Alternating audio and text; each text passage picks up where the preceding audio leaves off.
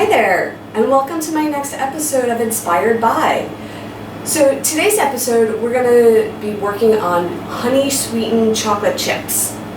So this is a great alternative if you're trying to not have sugar in your diet, and it's a great alternative sweetener. There are only a couple of ingredients that are needed to make this.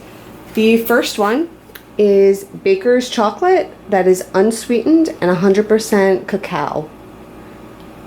Okay, and these are going to be found in the baking aisle.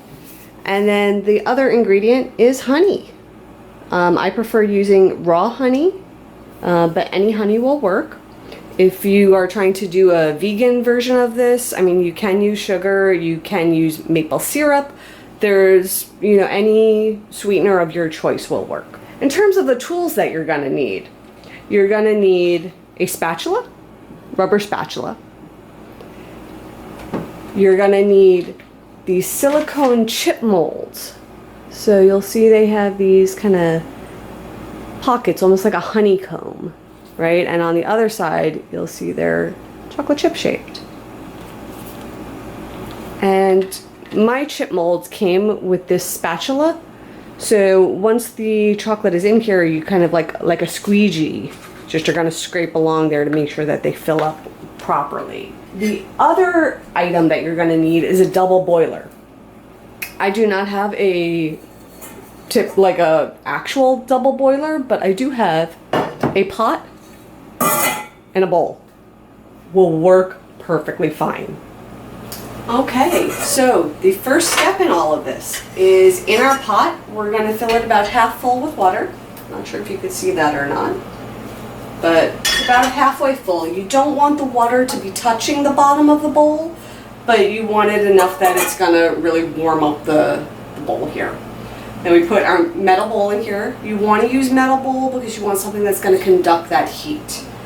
And we are going to get our burner going. Okay, from there, you don't want this on high heat. You want to keep this on a medium heat. And then from there, we are going to be adding in our chocolate.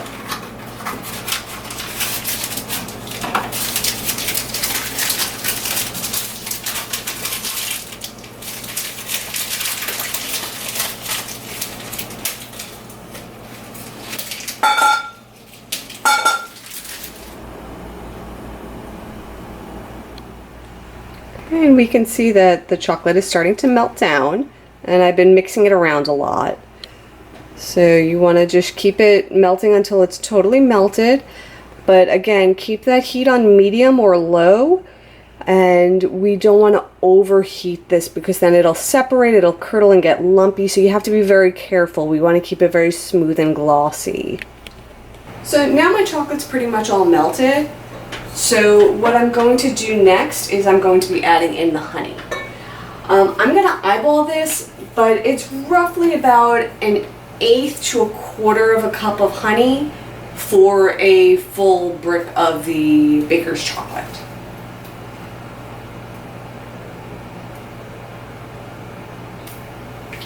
The nice thing about this is you're sweetening it to your taste. You don't have to worry about, pre-bought, store-bought, and it being too sweet or, too bitter. This is made for you. This is custom chocolate. This is wonderful. It doesn't get better than that, right? So again, keep it on a low heat. Keep mixing it. You want to keep it smooth. You don't want it to break. You don't want it to get gritty. And this is sort of like that dangerous moment where that can happen. So just keep an eye on it, keep it moving, and don't rush it. Keep it going low and slow, and you'll get there. Okay? Also, just as a reminder, if you need to touch the bowl of the double boiler, you need a mitten. It's conducting heat into the chocolate. It'll conduct that same heat right into your hand. So hang on. Okay, my chocolate is there. Let me show everybody. It's nice and smooth. So, next step, we are going to be pouring this into these molds. So, just do it a little at a time. I put my molds onto this baking sheet just to keep it nice and level. I have my scraper right here handy. I'm just gonna pour it in and then use the scraper to fill it through so it's nice and tight in all of the little honeycombs.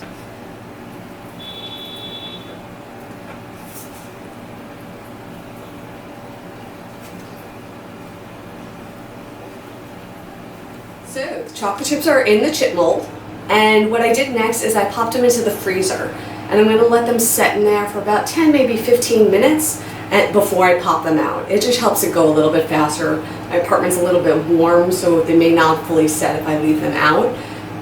Chocolate has a pretty low melting point. You know, like if you hold them in your hands, you become a mess, unless it's an M&M because the candy coating. But chocolate as is, low melting point. So they're in the freezer right now, cooling down. And I'll show you what happens next.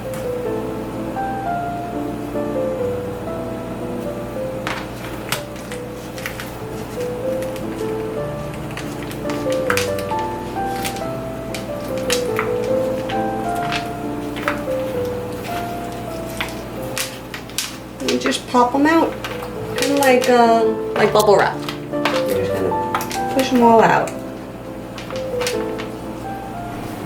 Thank you so much for watching, and I hope that you were able to really get something out of it. We have our homemade chocolate chips, and I usually keep these in the refrigerator for, they last a long time. I haven't had a problem with these going bad before I actually use them. You can use them to swap into any recipe that calls for chocolate chips. They work perfectly well, and they work just the same. You could bake them, you could just put them on top of things. Either way, they're fantastic. So thank you so much. If you liked what you saw and you want to see more, click the like button, subscribe, and hit that bell button so you know the next time something gets posted. And I look forward to seeing you too, and I hope that you'll be inspired by. Take care.